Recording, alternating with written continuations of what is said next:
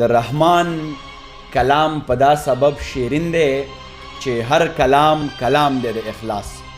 د مینې د سندرو کورو خانو پېښور یو وختو بلا ښکلی بلا ځوانو پېښور خوشحالو پېښور او باچاخانو پېښور که ګورو او که اورو د رحمانو پېښور.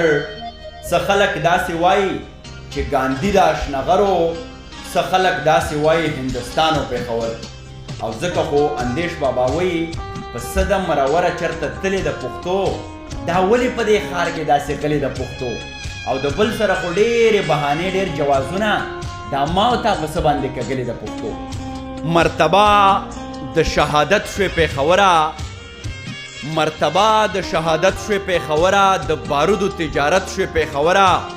او څومره زر دې رانه غېږه را چاپېر کړه، څومره زر رانه روسخط شوې پېښوره.